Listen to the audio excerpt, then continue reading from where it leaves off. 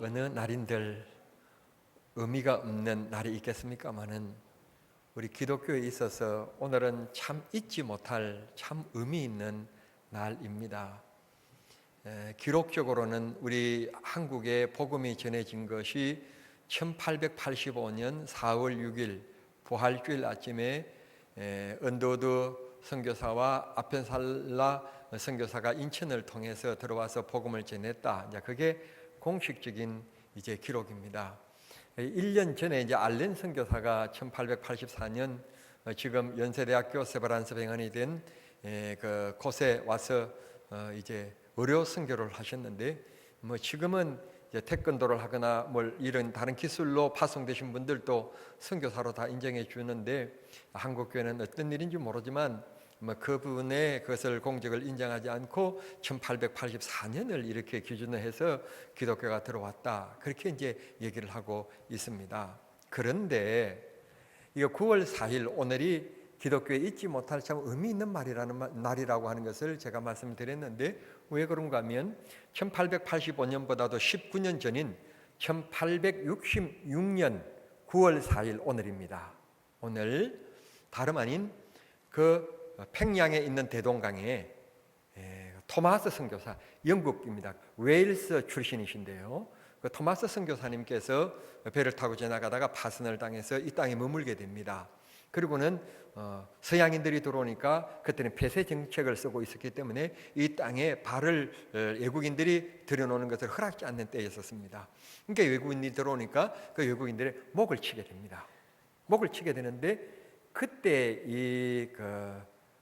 토마스 선교사의 나이가 몇 살인가 하면 너무 젊은 28살이었습니다.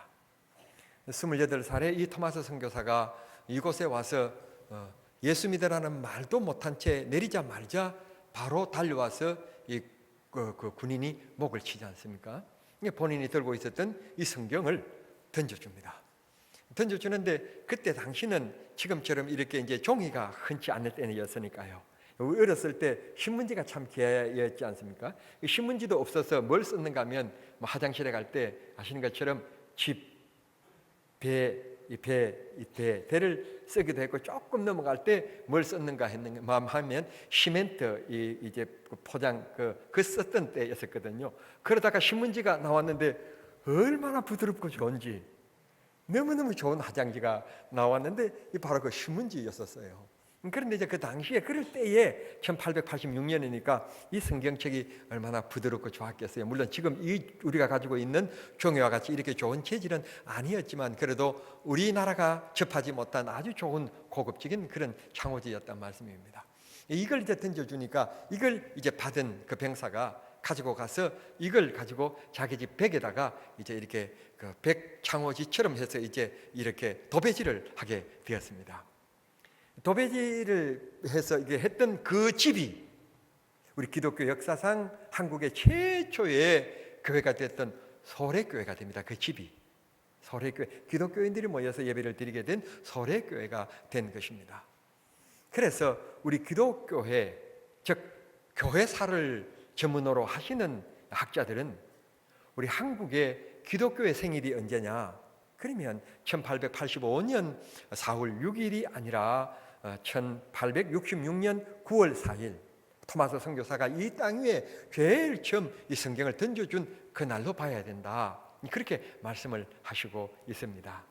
오늘 생일날 아침인데 왜 이 얼굴들이 이렇게 심각합니까? 생일날 아침은 먹을 것도 풍성해야 되지만 웃음이 있고 이 흥이 있어야 되지 않습니까? 옆에 분들에게 참 당신은 아름답습니다. 네. 예. 여러분, 세상에서 가장 아름다운 표정이 말이죠, 남을 칭찬하는 표정이에요. 남을 칭찬하는 표정이 가장 아름답습니다. 왜냐하면 남을 칭찬하면서 화를 내고 그런 얼굴로 칭찬하는 사람은 없지 않습니까? 참 여러분, 남을 칭찬하는 그 표정은 제일 아름다운 표정인 거예요. 자, 어떤 오늘 이렇게 9월 4일은 우리 기독교에 참 잊지 못할 의미 있는 그런 날이다 하는 것을 꼭 기억하시면서 오늘 이 주일을 저는 우리 이웃을 섬기는 섬김의 주일로 그렇게 지키려고 기도하면서 준비해 왔습니다. 오늘은 이웃을 섬기는 섬김의 주일입니다. 곧 추석이 다가옵니다. 추석이 다가오는데 있는 분들에게야 추석이 얼마나 반갑고 좋겠습니까마는 넉넉하지 못한 가난 중에 있는 분들에게는 명절이 돌아와도 웃음기 없고 좋을 리가 없을 것입니다. 우리가 복음을 전해야 하고 또 환난당한 이웃들과 함께 해야 될 것이 교회의 사명입니다. 교회가 나누지 아니하면 누가 나누겠습니까? 교회가 헐벗는 이웃을 돌보지 아니하면 누가 이 어려운 사람들을 돌보겠습니까? 노숙자들을 누가 돌보겠습니까? 여러분, 우리가 이런 분들에게 관심을 가지고 우리가 돌봐야 되겠는데, 특별히 오늘 여러분들이 주일 헌금으로 드린 이 헌금은 전액 불우 이웃을 위해서 사용하도록 하겠습니다. 오늘 여러분들이 이 뜻깊은 일에 동참해 주셨습니다. 참으로 고맙고 감사하고요. 오늘 이 주일을 바로 섬김의 주일로, 이 주일뿐만 아니라 우리는 힘이 있다면 기회가 주어지는 대로 어려운 사람들의 이웃으로 살아가는 그리스도인이 되어야 되리라고 생각합니다. 그리스도인들은 늘 배려하고 이해하고 감사주고 도와주고 아멘 할 때까지 할 거예요. 그런 아름다운 삶이 예수님을 닮아가는 그리스도인의 삶이 아닌가. 여러분, 요한복음 3장 16절이 뭔지 모르면 어때요? 요한복음 3장 16절의 말씀이 뭔지 모르면 어떻고, 창세기 1장 1절의 말씀이 모르면 무슨 말씀인지 모르면 어때요? 예수님이 나의 구세주이시고 그분의 십자가 은혜로 내가 구원받았다는 것을 믿으면 되는 거지.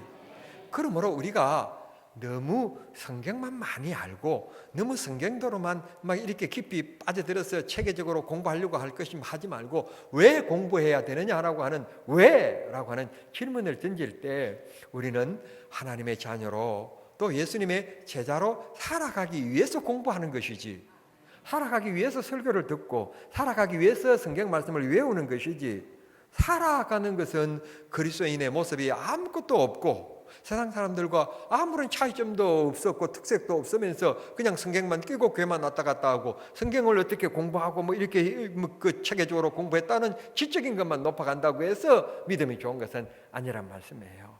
그러니까 우리가 조금 그리스도를 닮아가기 위해서는 나눔의 삶을 살아야 됩니다. 성경은 끊임없이 우리에게 이렇게 말씀합니다. 가나안 땅에서 이제 정착을 하지 않습니까? 출애굽하고 나서 40여 년 동안 광야를 지나서 약속하신 젖과 꿀이 흐르는 땅 가나안 땅에 정착할 때 12지파인데 한 지파인 바로 레위 지파를 빼고 11지파에게 땅을 나누어 줍니다. 그 레위 지파에게는 땅을 주지 않으면서 하시는 얘기가 11지파가 10의 1조를 내라. 10의 1조를 내는 것 가지고 너희들은 먹고 살고, 대신 너희들은 다른 일을 하면 안 되고 백성들을 섬기고 하나님을 섬기는 제사장 일을 잘 감당해라. 이게 이제 하나님의 명령입니다. 근데 11조를 하라 그렇게 말씀하셨는데, 11조가 이만큼 귀중하고 소중한 것인데도 불구하고 성경이 11조에 대한 다른 용도를 말씀하신 곳이 있는데 출애굽기입니다. 어떤 말씀하시는가 하면 이렇게 말씀하십니다. 3년마다 한 번씩 꼭 구제의 11조를 해라. 과와 나그네와 가부와 이 병든 분들을 위해서 구제하기 위해서 구제의 11조를 하라고 우리에게 말씀해 주시는 것입니다. 다시 말씀드리면 하나님의 생각 속에 주어지지 않는 사람, 꼭 기억되어지는 사람들이 있는데 그가 누군가 하면 나그네와 고아와 가부였다고 하는 점입니다. 가난한 자들이었다고 하는 것입니다. 여러분, 이스라엘 백성들의 안식년을 지켰습니다. 안식년을 지킬 때 땅도 6년 동안 농사를 지은 다음에 7년째 되는 날에는 농사를 짓지 않도록 했습니다. 그 이유가 무엇인 줄 아십니까? 가난한 사람들을 위해서 그랬습니다. 출애굽기 23장 11절의 말씀 보시면 7년째 될 때에 땅을 묵혀라. 농사를 짓지 말고 묵히고 그냥 두어라. 이유는 뭔가 하면 가난한 사람들이 그 열매를 따먹게 하기 위해서, 그렇게 성경이 우리에게 말씀해 주십니다. 안식년이 단순히 쉬라 그런 뜻이 아닙니다. 단순히 쉼을 통해서 그냥 내버려 두라 그런 뜻이 아니라 가난한 자들을 위해서 돌보는 것에도 목적이 또 있다 그런 말입니다. 쉼에도 목적이 있지만 가난한 자들을 돌보기 위해서 그렇게 쉬어라 하는 귀한 뜻이 있다고 하시는 말씀입니다. 에스라 9장 22절에 보면 가난한 자들을 구제하라 그렇게 말씀하셨습니다. 신명기 15장 11절의 말씀 보면은 땅에는 언제나 가난한 자가 있으니 내 손을 펴라. 움켜쥐지 말고 땅에는 언제나 가난한 자가 있으니까 손을 펴는 자가 되어라 말씀합니다. 여러분, 세계에서 그래도 잘 사는 나라 그러면 어딘가 하면 미국입니다. 미국. 그리고 미국에서도 잘 사는 사람들이 모인 곳이 어딘가 하면 그 유명한 바로 뉴욕이라고 하는 곳입니다. 여러분, 제가 뉴욕이라고 하는 곳에 가보니까 뉴욕에도 구석구석 사람들이 움츠리고 앉아서요 손을 내미는 사람들이 있어요. 뉴욕에도요 가난한 사람들이 있고 거지들이 있더라고요. 그러니까 이 성경 말씀이 그대로예요. 어느 시대든지 간에 가난한 사람들이 있기 마련이다. 여러분, 제가요 이래봬도요 미국만 갔다 온 것이 아니라 반대쪽인 유럽에도 갔다 왔습니다. 유럽에서 잘 산다고 하는 영국, 프랑스, 여러분 독일 같은 데도 가보니까 역시 거지들이 있더라고요. 그 나라들 가운데서 거지들이 좀 많은 나라가 보니까 로마인 것 같아요. 로마는 유적지가 많아서 그런지 모르지만 유적지가 있는 곳마다 사람들이 움직이고 앉아서 도와주십시오. 그런 분들이 있더라고요. 그런데 그 가이드가 하는 얘기가 이런 거지 중을 진짜로 거지로 보면 안 됩니다. 이 거지 중에서는 정말 독일에 정말 좋은 차를 타고 다니는데 폭스바겐을 타고 다닙니다. 뭐 우리나라 사람은 기아차, 현대차 그런 거니까 뭐 폭스바겐이라서 너무 놀랄 필요는 없습니다. 그런 볼보를 타고 다닙니다. 왜냐하면 그게 이제 생활의 하나의 수단이니까요. 그게 이제 부의 상징이 아니라 생활의 하나의 수단이니까 그렇다 그런 말입니다. 그러니까 다른 사람들만큼 넉넉하게 풍족하게 이렇게 쌓아놓고 살아가지는 못하지만 그들보다는 좀 못 사는 사람, 뭐 가난한 사람, 뭐 그런 얘기입니다. 오늘 우리 사회도 마찬가지입니다. 그만 보십시오. 지난 여름에 인천공항이 생기고 나서 출국하는 사람들이 너무너무 많고 그 기록이 갱신됐다고 그럽니다. 제가 지금 기대하고 있는 것이 있는데요. 올 추석도 모르긴 하지만 또 갱신되지 않을까 그런 기대를 걸고 있습니다. 그런데 말이죠. 사업하시는 분들 얘기를 들어보십시오. 죽겠다는 거예요. 죽겠다는 겁니다. 너무너무 힘들다는 것입니다. 그러면 그 죽겠다는 표현이 어디까지인지 잘 모르겠어요. 1에서 10으로 볼 때 1이라는 말인지 아니면 본인이 생각하는 것만큼 충족이 안 됐기 때문에 죽겠다는 말인지는 잘 모르겠습니다만은 분명한 것은 우리나라가 너무너무 잘 살아서 이런 연휴가 되어지면 비행기를 타고 해외를 나가는 사람들이 넘쳐난다고 하는 거예요. 그 우리나라가 참 잘 사는 나라예요. 그러면 잘 사는 나라면 지난밤에 굶은 사람이 없었는가? 아니에요. 초등학교, 고등학교는 빼고 초등학교와 중학교를 그 대상으로 해서 물론 뭐 10월 달에 국정 그 감사에서 보고된 바의 통계이니까 이게 이제 신뢰도가 높은지 낮은지는 잘 모르겠습니다만 작년 보고에 요약하면 약 한 2만 5천 명 정도가 먹지 못한다는 거예요. 학생들이 2만 5천 명 정도가 못 먹는다. 가난한 가운데 있다. 하루 3끼를 못 먹는다는 것입니다. 이때 대부분 어머니, 아버지가 결손 가정, 세상을 떠났거나 이혼했거나 버려진 자들 이런 아이들이 그렇다 그런 말입니다. 우리 성도님이 아주 노숙자들을 돌보시는 분이 계십니다만 수원역에도 가면 지난밤에도 모르긴 하지만 잘 먹는 분도 계셨겠지만 먹지 못하고 배고픈 채 움츠리고 이 박스를 침대 삼아서 잠든 분들도 계실 것입니다. 결국 이제 우리 기독교가 교회를 크게 짓는데 목적을 둘 것인가? 교회 부흥이라고 하는 것을 노래 부르어야 되는 것인가? 우리 기독교가 이제 이 가난한 자들을 좀 관심을 가지고 좀 베풀고 좀 구제하는 일, 이런 일을 해야 되지 않겠나라고 하는 것입니다. 그래서 우리는 추석을 앞두고 오늘 우리가 섬김의 주일로 지키는 것입니다. 오늘 드리는 헌금만큼은 적어도 이 가난한 자들을 위해서 돕는 데 사용하자. 그래서 하나님의 거룩함을 이루고 하나님의 뜻을 이루는 교회가 되자 하는 것입니다. 잠언 11장 24절에 보면 흩어 구제하여도 절대 하나님께서 가난하게 하시지 않는다. 남에게 주지 않고 내가 움켜쥐어도 가난하게 되는 사람이 있는가 하면 남에게 구제하게 나누어줘도 절대로 가난하게 되지 않게끔 하시는 것이 하나님의 역사다 하는 것을 말씀해 주십니다. 로마서 15장 26절에 보면 마게도니아 성도들이 예루살렘 교회가 기근을 통해서 환난을 당한다는 소리를 듣고 구제 헌금을 한 사실이 나옵니다. 이를 통해서 사도 바울이 주의 종이 얼마나 기뻐하는지 모릅니다. 얼마나 기뻐하고 좋아하면서 이 마게도냐 교회를 칭찬하시면서 너희들의 이 선행이 이 지방뿐만 아니라 다른 지방에 전파되어지고 그리고 너희들의 그 선행이 모든 교회의 자랑거리가 된다. 본이 되었다. 그렇게 칭찬하시는 장면이 나오는 것을 보게 됩니다. 방금도 제가 말씀드렸습니다만 잠언 11장 25절의 말씀 보면은 구제할 때에 구제하면 하나님께서 풍성한 복을 주실 뿐만 아니라 윤택한 복도 주시겠다 라고 주님께서 우리에게 말씀해 주시고 약속하셨습니다.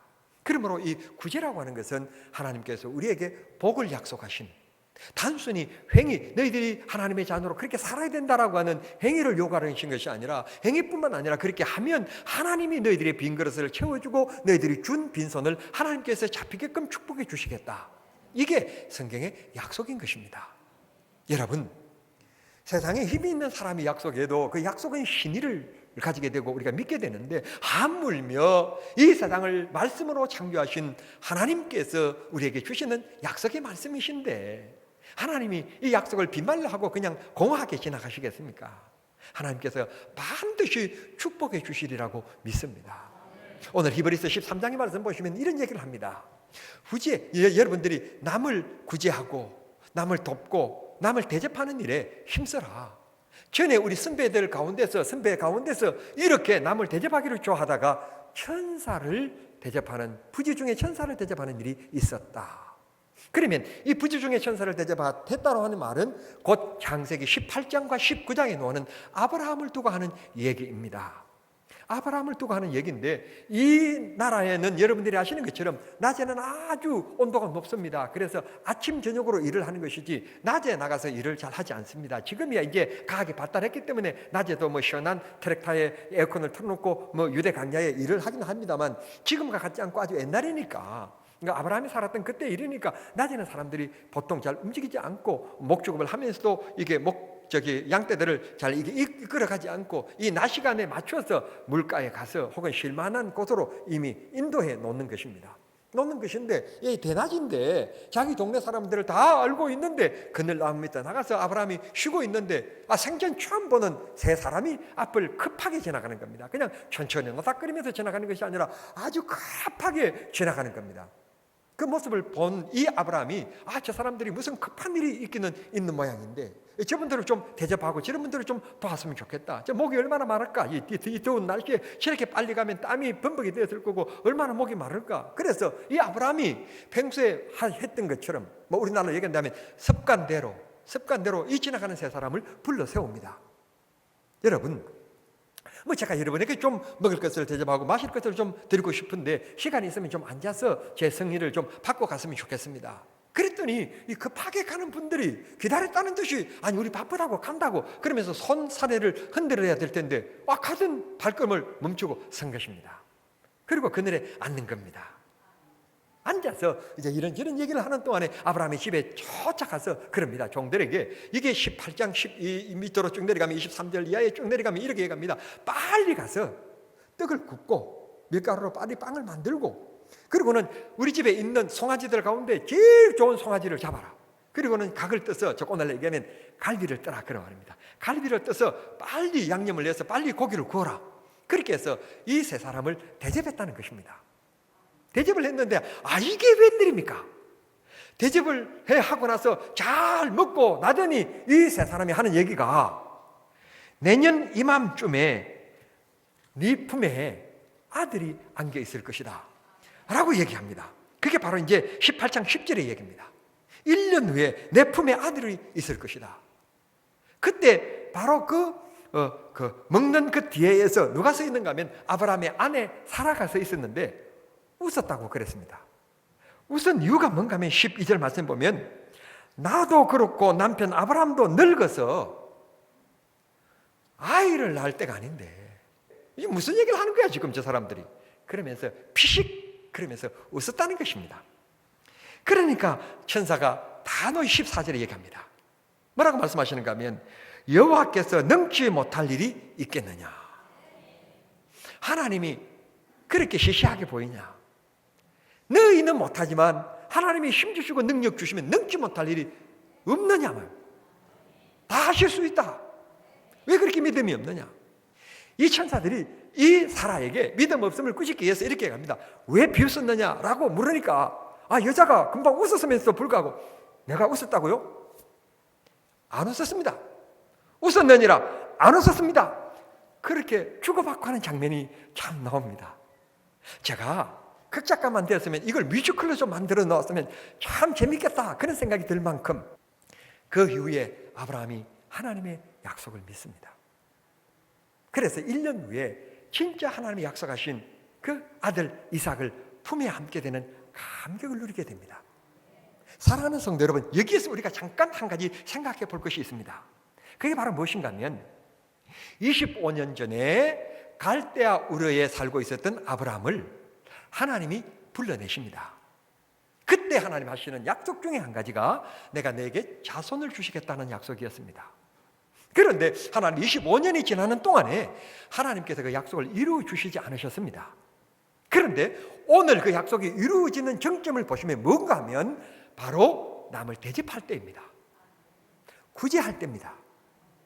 즉 다시 말씀드리면 믿음을 내가 주여 믿습니다, 주님 내가 사랑합니다, 그런 열정과 그런 개인의 믿음이 소중한 것이 아니라 꽃에는 열매가 맺혀 들어있는 것처럼 이런 믿음에는 생활에 열매가 있어야 되는데 그 열매가 바로 뭔가 하면 섬기는 거예요.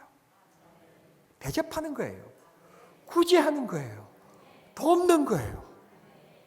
그럴 때 비로소 1년 후에 그 일 때문에 말이죠. 대접하는 그 일 때문에 1년 후에 내가 아들을 낳을 것이다. 하나님께서 구체적으로 약속을 실현하시는 계기가 된 것입니다.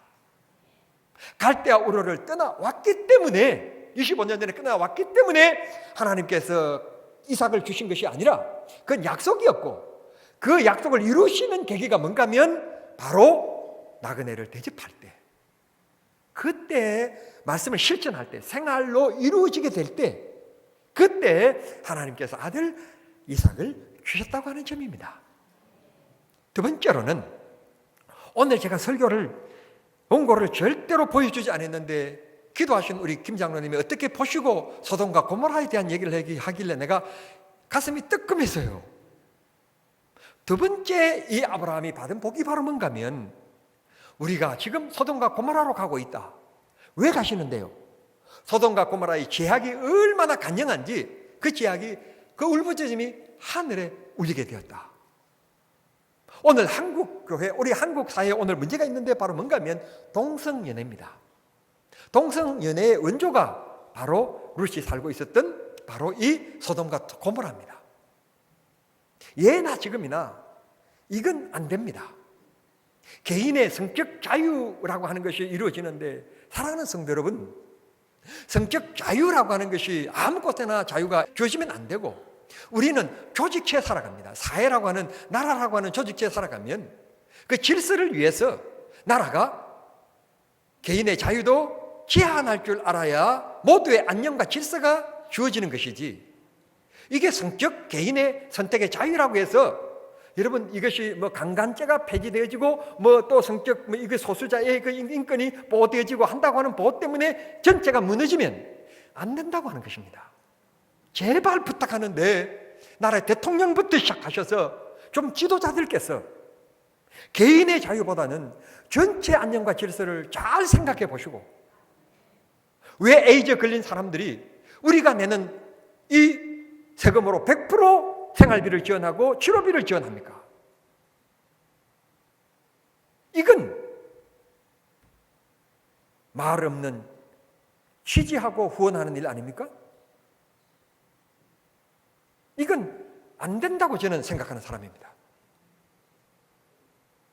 이걸 어떻게 하면 방지할 것인가, 예방할 것인가에 대한 정책을 내어놓고 애쓰는 것은 좋지만 거기에 대해서는 전부하고 개인의 선택에 달하고 맡겨놓고 병자가 나타나면 국가가 다 책임지겠다고 얘기하는 이 시장이 있고 이런 도지사가 있고 이런 교육감이 있다는 것은 정말 서글픈 일입니다. 서글픈 일. 그런 사람들이 나라의 지도자감으로 오르내린다고 하는 것은 대한민국이 너무너무 안타까운 일이에요.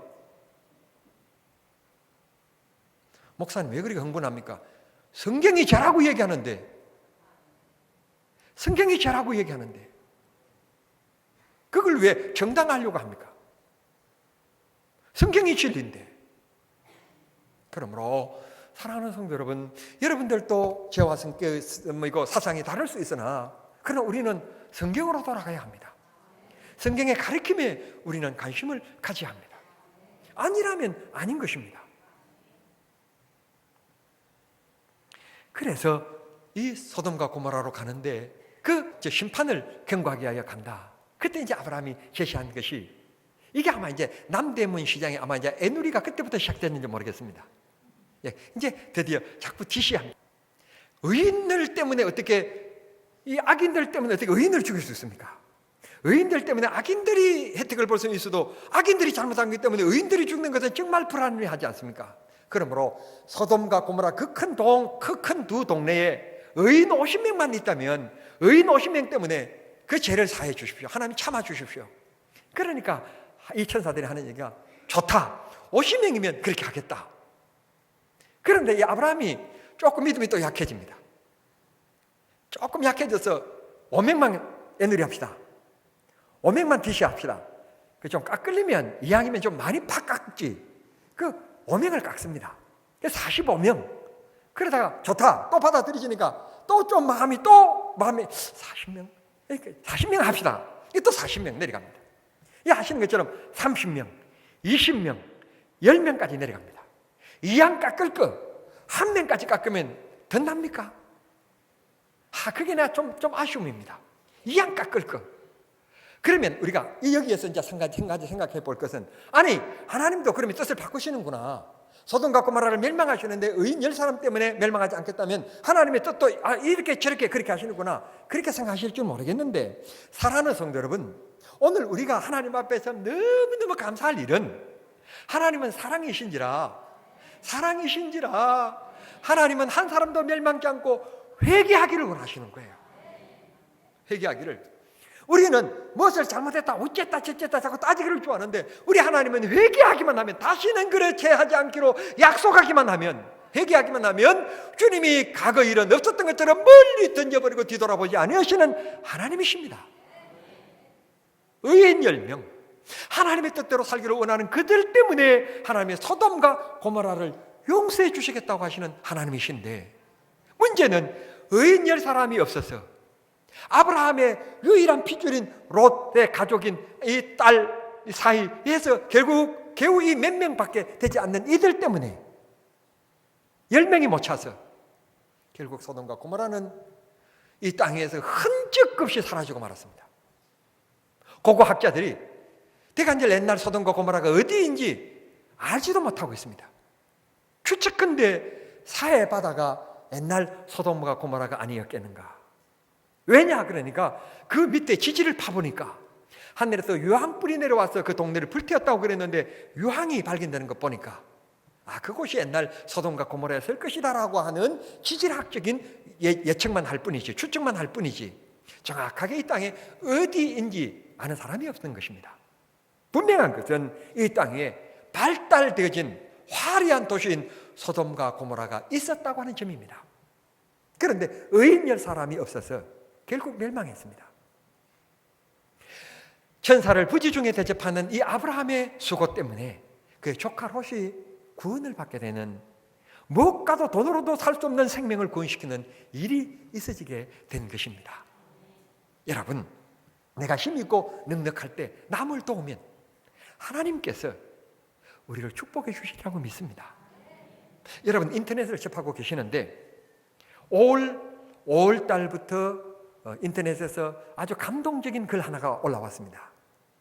그 제목이 이미 여러분들이 접하셨겠지만 제목이 바로 누룽지 할머니입니다. 아주 옛날 지금 아마 50대 60대 되시는 분들의 얘기인 모양입니다.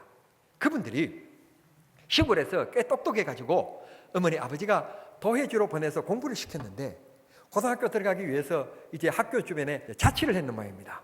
자취를 했는데 집에서 용돈을 꼬박꼬박 보내주시기도 하지만 또 때로는 시골이기 때문에 제대로 잘 보내주지 못할 때가 있고 그 밥을 잘 해먹지 못하는데 마침 그 학교 앞에 밥집이라고 하는 집이 있었는데 할머니가 밥집을 경영하는 겁니다. 근데 그 밥 한 그릇을 시키면 그 한참 먹을 때니까 밥 한 그릇이 부족하지 않습니까? 부족한데 이 할머니가 일부러 뭐 하는가 하면 밥을 태워서 누룽지를 만들어 놓습니다. 이 학생들이 밥 먹는데 좀 미안해할까 봐 아이고 나도 이제 나이를 들어가는지 밥물을 잘 못 맞춰가지고 이게 자꾸 누룽지를 만든다고 그러면 누룽지를 한솥 이렇게 만들어서 옆에 두고는 밥 한 그릇씩을 파는 겁니다. 그리고는 배가 고픈 녀석들은 저기서 마음대로 퍼먹어. 그러면서 누룽지를 만들어 놓으시는 겁니다. 근데 사실 그것을 일부러 만들어 놓은 거예요. 학생들에게 배고프지 않게 공부하기 위해서 이렇게 만들어 놓은 것입니다.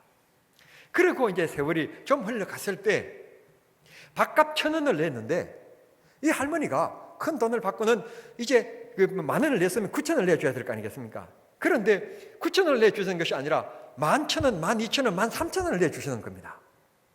첫 번째 이 학생이 그 돈을 받았을 때 이런 생각이 드는 겁니다. 아, 이 할머니가 나이가 많으셔서 돈 계산이 잘 안 되셔서 이렇게 돈을 많이 내주시는가 보다. 그러면서 아니지, 이걸 다시 할머니한테 돌려드려야지. 그러다가 생각하다가도 마음속에 생각하기를 나보다는 이 할머니가 돈이 더 많으니까 그래도 내가 한 번만 내가 이걸 내 돈으로 해서 내가 써야지. 그게 한 번, 두 번, 세 번 반복되다 보니까 그냥 길들여지는 겁니다. 길들여져 버렸습니다. 그리고는 시간이 흘러 가서 그 밥집에는 문이 닫혔습니다. 그리고는 문이 열리지 않았습니다.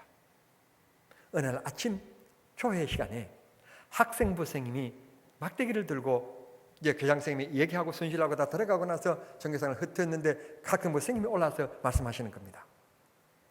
너희들 중에 이 학교 앞에 밥집에 가서 밥 먹고 돈 낼 때 그 쓰름을 많이 받은 녀석들 있지? 손 들어봐.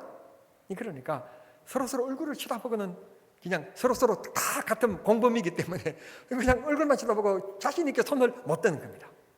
그런데 그 다음 말이 이 학생들을 다 울게 만들었습니다. 이 할머니가 세상을 떠나셨다. 세상을 떠나시면서 아들에게 유언을 남기기를 지금 이 가게에 있는 모든 돈을 다 청산해서 이 돈을 학교에 기부해라. 장학금으로 헐벗는 아이들을 위해서 다 드려라. 그러면서 들려준 얘기가 밥 먹으러 온 학생들 중에서 가난하고 좀 못 입고 어렵겠다 하는 아이들에게는 알면서도 내가 돈을 더 줬다. 그러니 내가 이 학생들에게 애정이 있으니까 이 돈 재산은 다 학교에다 기부해라. 장학금으로 줘라. 그런 유언을 남기고 세상을 떠나셨단다. 너희들 중에서 이 할머니가 돈 주는데도 불구하고 더 많이 받았습니다 말하지 않고 돈을 꼬불친 학생들 있지? 손들어 봐. 그러셨다는 것입니다. 그러면서 젊은 날의 얘기를 인터넷에다 올렸는데 그게 지난 4월 달부터 올라오기 시작하더니 접속자가 엄청나게 늘어났습니다. 제가 이 얘기를 여러분들이 인터넷에 있기 때문에 있는 얘기를 괜히 할 필요는 없다라고 생각함에도 불구하고 좀 감동적이었습니다. 남을 돕는 일. 이 할머니는 돈 버는 것에 목적이 있는 것이 아니라 배고픈 학생들, 그 아들과 같은 아이들, 그들에게 베푸는 일이 즐거움으로 알고 식당을 했던 것입니다. 그런데 그 학생들은 그 마음을 몰랐어요. 여러분, 때로는 우리가 선한 일을 하고 구제 일을 하고 남을 돕는 일을 하지만 남이 모를 때가 많이 있어요. 또 한 걸음 더 나가서 그걸 이용하는 분들도 있긴 합니다. 그럼에도 불구하고 끊임없이 쏘가도 남을 구제하는 일에 쏟는 일은 지혜로운 일입니다. 우리 이런 일에 게을름 없이 하나님 앞에 최선을 다하는 저와 여러분이 되어야 될 줄 믿습니다. 이 추석 우리가 기쁘고 즐겁게 웃는 그 시간에 배고파서 우는 이웃이 있다는 것을 기억하시고, 여러분 이번 추석에는 나눔을 통해서 기쁨이 있고 즐거움 있는 의미 있는 추석을 맞이하는 그런 복된 명절이 될 수 있기를 소원합니다. 기도하겠습니다. 사랑하신 하나님 우리 아버지, 감사합니다. 이 좋은 명절의 계절에 다시 한 번 더 불의한 이웃들을 생각할 수 있게 하시고 구제와 섬김을 생각하게 하신 하나님 감사합니다. 우리가 약한 자, 어려운 자를 대접하기를 힘쓰는 저희들이 되게 해 주심으로 아브라함이 남을 대접하는 일을 즐거워함으로 복을 받았던 것처럼 저희들도 하나님의 사랑과 복을 받는 생활이 되기를 원합니다. 나눔을 통해서 그리스도의 성품이 있기를 원합니다. 하나님, 이 자리에 모인 우리 모두에게 넓은 마음, 넉넉한 마음, 나눔의 마음 하나님 허락하여 주시옵소서. 언제나 우리는 호주머니를 열고 살아갈 수 있게 하나님 우리에게 물질의 복과 사랑의 넉넉한 넓은 마음을 우리에게 허락하여 주시옵소서. 예수님의 이름으로 기도드리옵나이다. 아멘.